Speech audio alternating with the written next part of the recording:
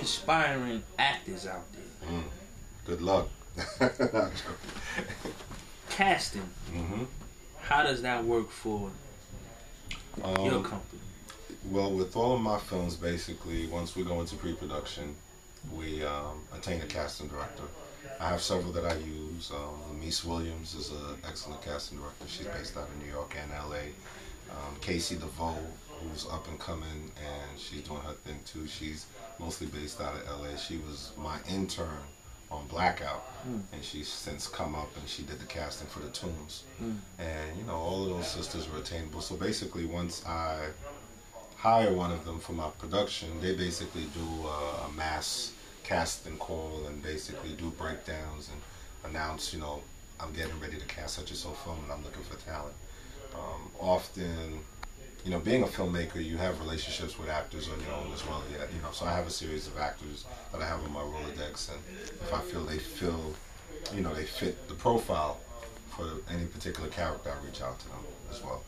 And that's what it's gonna be, cause you ain't gonna stop me. And I understand that there's another movie that you actually working on, or is about to come into. Well, there's several things in the pipeline. One of which, you know, I don't want to put it out too much, but we are putting our hat in the ring, so to speak, for the Tupac biopic, which is a major film. That's Universal. Morgan Creek is producing it, and Miss Afina Shakur, Pac's mother, is an executive producer. So, you know, we're taking the steps to approaching them and being considered for that particular project. So that would be a great opportunity. That would be huge. Opportunity. Let me ask you a question. Yes, sir. In 30 seconds, why should they hire you for that? I appreciate the bid, the opportunity. Well, as you may or may not know, John Singleton was originally one of the candidates for the job, and for whatever reason, I understand the deal fell apart. Prior to him, actually, Antoine Fuqua, which I'll be the first to admit would have done a phenomenal job from Training Day, was also on board, but the deals fell apart.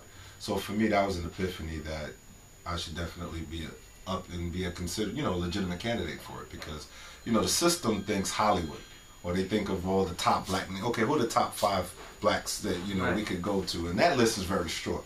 And once you get past that, I feel a film like the Tupac film needs someone who's coming from an independent background, who's going to give it a very authentic and gritty take to it, and really go in depth, because that's a character piece, man. That's a strong piece, and it's not an easy job. It's a very ambitious job. So if you've been eating and you're doing real well, that's a project I can see someone easily saying, you know what, I don't want to deal with it, because it's no joke.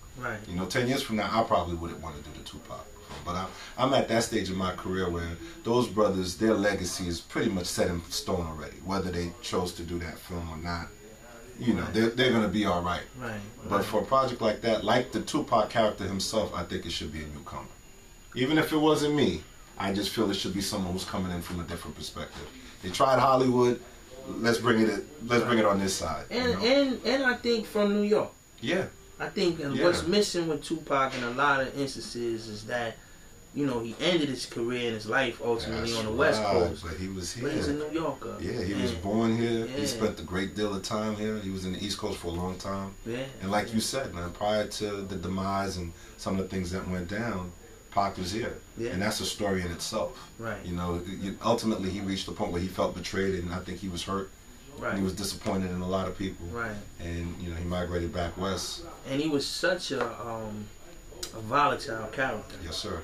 Like, very passionate. How would you capture that? Like the cinematography, how would you capture his... Man, I mean, I've played it in my mind. It's there. I see it. And for me, it's not a hip-hop movie. It's not an urban film. It's bigger than that. It's more than that. I mean, this is something, if handled and done right, it can go all the way. I don't see any reason why a film like that can't get an Oscar contention. Even from the extent of what he came up under, as far as his family's even more than anything background else, and history, and, you know, I think, man, brother, we rooting for you with that. Thank you. I appreciate that. Yeah, man. Hopefully you get I would love it. They got you working 2 jobs trying to make ends meet. In terms of my own personal projects, I got this crime drama, crime Jamie epic. Hector? Yes, sir. Great actor. Another great actor. That's my boy. The Suspect of St. Mark's Place. That's been in development for several years, so hopefully we'll get that going sometime soon. I put it in the back burner for Tupac, but we'll see what happens. Right. But what is you said for a couple of years? What's been the holdup? Tupac? Well, no, not really. The big holdup with that has been finances more than anything else, because that one's a little bigger than most of my past endeavors. Right. You know, it's kind of up there in the millions because there's a lot going on. Oh wow. So those projects tend to take a bit longer. Yeah. You know, to secure. I can imagine it's very difficult to. It is. Especially now because the script was completed around 07, 08, so that was right at the brink of the whole financial crisis that we're going through right now in the country. So. Well, fortunately, one of the things that Abandoned Nation we do have is we have a wide range. Our audience is wide range from all spectrums. Nice. And there may be some potential investors looking in on this. So if there was investors or even people that want to donate few dollars, do you take a few? I know that you, in one of your interviews, you were speaking about every quarter counts or something like that. Yeah, it does. It does. It definitely does. I don't take it lightly. But how would they contact you? What's the best way of getting in touch with you? I'm on Twitter. I'm on @SleepStudy, ENT, short for entertainment. I'm on Facebook. So I'm attainable. I'm definitely reachable. Okay. Definitely reachable. Jerry, it's been a pleasure, man. It's been my pleasure. Thank you. Thank you. Thank you for having me. Don't stop, just